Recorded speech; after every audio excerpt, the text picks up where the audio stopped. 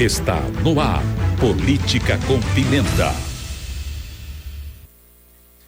São 7h mais 39, 7h39. Nós voltamos na apresentação do seu Repórter Cultura, edição desta quinta-feira, 15 de fevereiro. E hoje, quinta-feira, dia de Política com Pimenta, aqui no Repórter Cultura. Hoje já estão conosco aqui Dr. Gilberto Luiz de Azevedo e o nosso convidado especial do dia de hoje, Cassiano Schneider. Vamos começar cumprimentando Cassiano. Muito bom dia, Cassiano, seja bem-vindo.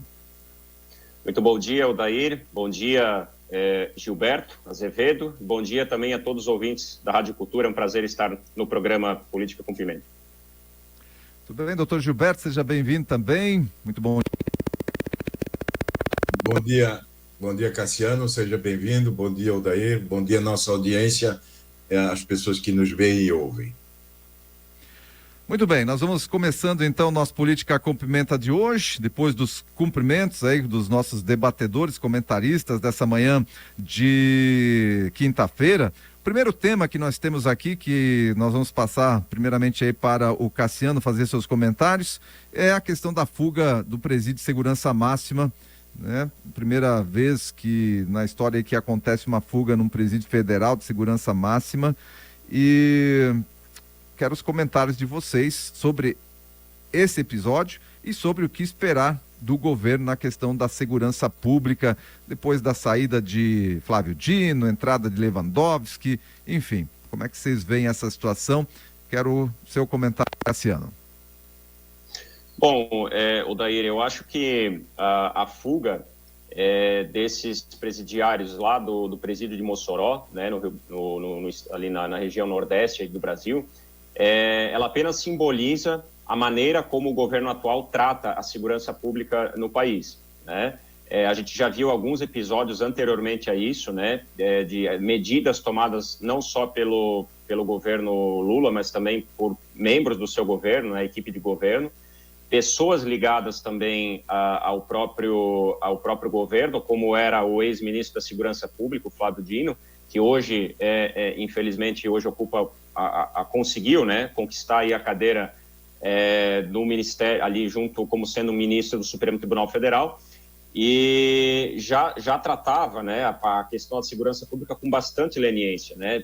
Prova disso é que, enquanto ministro do Supremo o próprio Flávio Dino chegou a aprovar, chegou a defender com bastante ênfase, né, a não condenação ou a não classificação em crime, né, pequenos furtos, por exemplo, como já acontece no estado da Califórnia, né, nos Estados Unidos. E olha o que está se tornando a Califórnia. Então, esse tipo de visão que representa o atual governo federal na questão de segurança pública, né? Não se trata a violência como tem que ser tratada, não se combate a violência com rigor, né, com disciplina. Se trata com leniência e muito fundamentado naquela ideia errônea de que o bandido é vítima da sociedade. Então, isso simboliza a fuga dos presidiários ali ligados ao Comando Vermelho, né? Isso é muito importante. Isso só mostra que as facções criminosas, durante essa gestão, conseguiram se articular de uma maneira mais inteligente, porque não tiveram a sensação de rigor na questão da segurança, conseguiram se articular e para vocês terem uma ideia, fugiram uniformizados, né? Pularam o alambrado e fugiram vestindo o uniforme de presidiários. Quer dizer, uma fuga mais grotesca que essa, impossível, né? Então, é a primeira vez que um presídio de segurança máxima no Brasil que ocorre uma fuga, né, de presidiários dentro de um presídio de segurança máxima. Então, isso é um episódio grave, mas é uma gota d'água. É a gota d'água que representa a maneira fraca, né, a maneira ineficiente que o governo trata a segurança pública. Bem, doutor Gilberto, que é oriundo da segurança pública, certamente também pode nos falar aí bastante a respeito dessa situação, doutor Gilberto. Bom, nós temos uma situação a se verificar que nunca antes na história desse país houvera uma fuga num presídio de segurança máxima.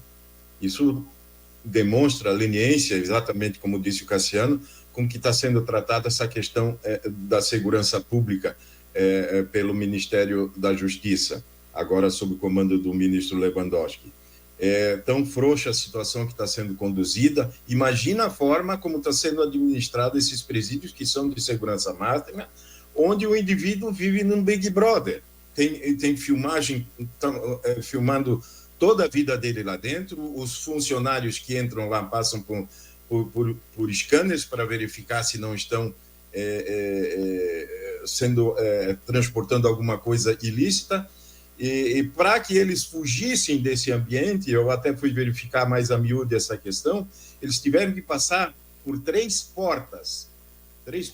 Depois disso, eles escalaram uma luminária, cortaram a tela e dali fugiram, sem serem importunados. Exatamente como disse o Cassiano, uniformizados como bandidos. Obviamente que isso aí já houve um preparo anterior, eles vieram de Rondônia, já por serem líderes dessa facção criminosa, o Comando Vermelho lá em Rondônia, são de alta periculosidade. E veja o seguinte, eu fico imaginando como o governo atual trata a segurança, a administração desse tipo de presídio, que é de segurança máxima, como ele está tratando, é a demonstração cabal de como ele está tratando a segurança pública. Outra coisa, a grande imprensa ou imprensa amiga, ela dessa vez não espetacularizou o evento, mantendo assim, vamos dizer assim, uns panos mornos em cima, dando uma espécie também de guarida ao que aconteceu. Essa também, outra situação que me espanta, é que há um silêncio sepulcral por parte do Ministério da Justiça e também do ministro Lewandowski. Se fosse em situação adversa com adversários políticos, muito provavelmente a grande imprensa, como também outras autoridades, já estariam bradando e as manchetes seriam bastante grandes. Quer dizer o seguinte, eu fico imaginando que estão nos presídios de segurança máxima o Marcola e o Beira-Mar. Agora, isso que aconteceu ali não foi um teste ou foi um preparo para algo maior que está sendo planejado e que possa vir por aí a nível nacional, não só nos presídios federais, como nos presídios estaduais? Eu acho que esse pessoal está na hora de levantar desse berço esplêndido e começar a trabalhar e não só ficar gastando o dinheiro dos impostos que nós todos pagamos. Eu acho que é um retrato muito claro, muito transparente da forma como o país está sendo administrado por parte do presidente Lula da Silva. O Lewandowski, ele fez aí alguns afastamentos lá da direção, enfim, ligada lá ao presídio de Mossoró. Mas, Cassiano, o que esperar dessa gestão do Lewandowski, que é oriundo lá do Supremo Tribunal Federal? Foi feito meio uma troca, né? Quem era do Supremo se aposentou, veio para o Ministério da Justiça, o ministro da Justiça foi para o Supremo Tribunal Federal. Mas o que dá para esperar do Lewandowski? Olha, de todos os fatos que são relacionados aí ao trabalho do ex-ministro Lewandowski, né, como membro do Supremo Tribunal Federal, um deles, isso me marcou de uma forma impressionantemente negativa, né? Poderia ser positiva, mas infelizmente a maneira como foi conduzida a coisa na época foi absurda.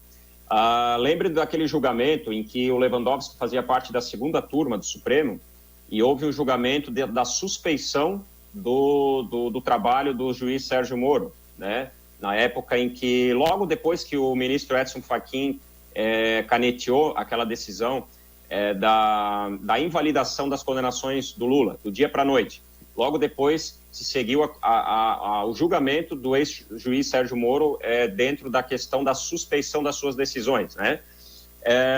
O ministro Lewandowski era um dos membros da segunda turma que participou desse julgamento. E eu me lembro que a defesa dele em favor da condenação do Sérgio Moro foi pautada no seguinte fato: ele se mostrando gigantemente indignado com a condução coercitiva que foi feita com o ex-presidente Lula. Vocês devem lembrar desse fato, isso foi reproduzido através de filmes e tudo depois. A Polícia Federal, naquele momento em que eles foram buscar o Lula para dar um depoimento, foi uma condução coercitiva. Justamente, foi momentos antes, ali, meses antes de ele chegar a ser preso, né? Porque depois se chegaram nas provas. Vocês lembram muito bem, o Lula foi conduzido de uma maneira absolutamente como se fosse um gentleman. A polícia jamais usou a força contra ele, colocou ele pela porta dos fundos, conseguiram levá-lo, conduzi-lo até o carro da Polícia Federal pelos fundos do prédio onde ele morava, sem que a imprensa ou as pessoas pudessem estar assistindo, né, para que também não envergonhasse o ex-presidente. Quer dizer, eles respeitaram a dignidade, né, e o pudor do ex-presidente. Não houve nenhum excesso, absolutamente nada. Inclusive, muitas pessoas pediram, né, que houvesse excesso, inclusive, né, opositores políticos, mas nada. A polícia tratou com a maior dignidade possível. E o que o Lewandowski falou? O ex-presidente Lula, na condução coercitiva que ele sofreu da Polícia Federal, ele foi tratado pior que um animal que está indo para o abate. Essas foram as palavras do ex-ministro Lewandowski. Como é que nós vamos confiar no trabalho de alguém que representa a segurança pública, que fala, que profere palavras desse naipe? Infelizmente, não tem como confiar. O que o Lewandowski está fazendo provavelmente é para mostrar serviço, foi lá, exerceu a intervenção no Presídio Federal, mas dali, dessa fonte, Gilberto e Odair, não se tira nada. Gilberto, só para complementar. Exatamente, eu gostaria de colocar, em complemento ao que o Cassiano disse, que o Lewandowski, nas ações que ele adotou, ele só seguiu a cartilha. Ele não fez nada acima daquilo que qualquer outro administrador que estivesse ali fizesse. Agora, me espanta o silêncio dele.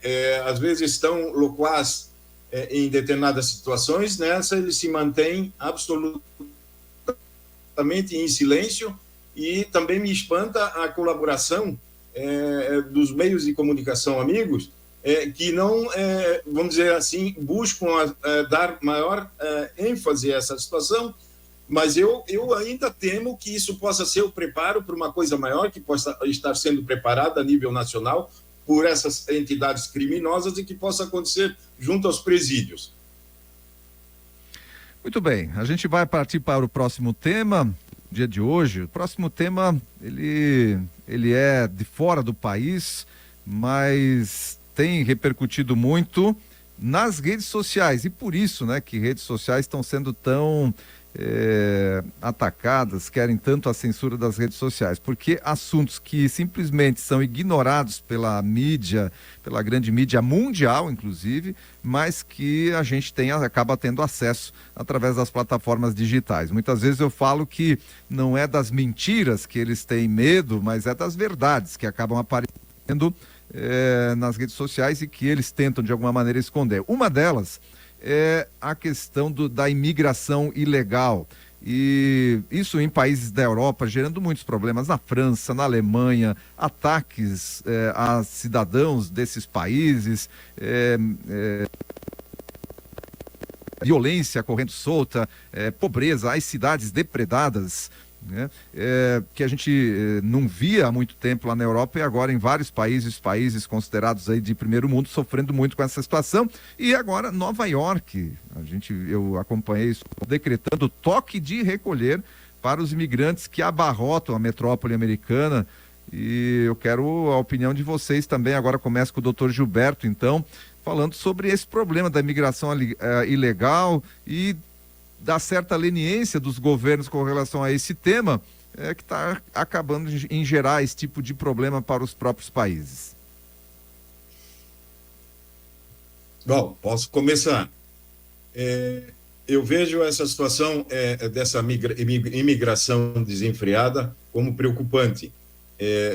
Usando a situação dos Estados Unidos, o estado do Texas, ele está tentando barrar a entrada de imigrantes pelas suas fronteiras. No entanto, ele está sofrendo uma ação muito forte do governo Biden no sentido de abrir as fronteiras, uma vez que lá o Pacto Federativo permite que aliás, determina que as fronteiras externas do país sejam administradas pelo governo federal. Então, o governo do Texas está encaminhando para o centro nervoso do país ônibus com imigrantes e despejando eles, literalmente, em Nova York, de tal modo que está chegando ao colapso, que eles não têm mais condição de atender. E o grau de violência que esses migrantes trazem é muito grande. Isso a gente observa nos países da Europa também, que recebem o grande fluxo dos países africanos. Os Estados Unidos estão recebendo um fluxo da América Central, da América do Sul, de imigrantes, e infelizmente essas pessoas são dotadas de violência e estão causando violência desenfreada e aumentando os custos de manutenção nessas cidades. Isso é um fenômeno que tem que ser estudado, o porquê dessa migração, muito por erro na administração pública dos seus países, que usam de forma incorreta, penso eu, o dinheiro dos impostos que são cobrados. E eu faço um paralelo também aqui com a nossa Santa Catarina, me permito fazer isso, a reação que está tendo Itajaí, Balneário Camboriú, Florianópolis, com a migração interna, onde a gente já teve o exemplo de que da Bahia veio um ônibus cheio de imigrantes e foram literalmente despejados em Florianópolis. Ontem, por exemplo, eu estava num supermercado, eu fui abordado por um sujeito que disse que tinha chegado à cidade e pedia dinheiro para comer. Quer dizer, eu acho que nós também já começamos a verificar essa situação, até porque a nossa região aqui, como os Estados Unidos, como os países da Europa, eles têm uma condição de vida melhor, e isso atrai essas pessoas que muitas vezes querem ou não podem trabalhar ou não têm tanta formação para conseguir uma atividade econômica, e acarreta esse tipo de situação. Agora, voltando aos Estados Unidos, é uma forma dos governadores, inclusive o governador da Flórida, que também está mandando para os grandes centros ônibus com esses migrantes que já os estados não comportam mais e estão encaminhando para o centro nervoso para ver se forçam, acredito eu, uma política de ordenamento dessas questões, uma forma de conter essa situação, e há que se verificar também uma forma de auxiliar esses países de origem para manter, para fixar essas pessoas até que elas consigam nos seus próprios países uma forma de sobreviver.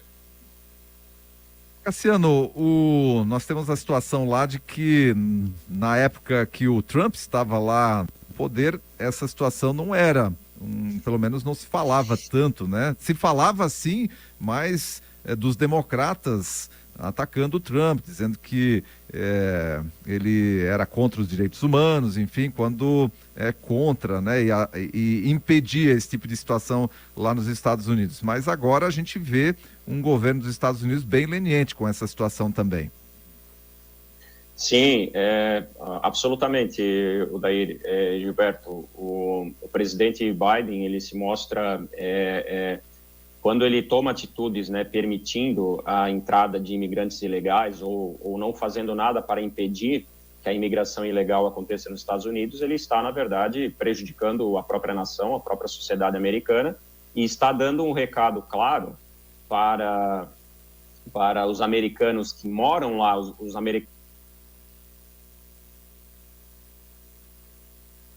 de que o título de naturalidade, o título de cidadania americana deles não vale nada. Porque se o governo abre as portas para um imigrante ilegal entrar e não acontece nada com ele, para que você tem uma cidadania americana? Para que você tem uma residência americana, né? Qual o custo, né? Qual o esforço que você tem que fazer, né? Todo um histórico que você tem que apresentar, bons antecedentes, para você poder se tornar um cidadão americano. Então, isso já dá um recado claro para a bandidagem, né? Vamos falar aqui em letras miúdas, né? E é lógico que muitas pessoas que estão entrando acabam entrando porque querem ter uma oportunidade de sair dos seus países, mas tem muita gente que vem do crime, né, que vem justamente para continuar cometendo crimes. Basta ver, né, essa violência cometida contra policiais ali na cidade de Nova York, que aconteceu recentemente, por imigrantes ilegais.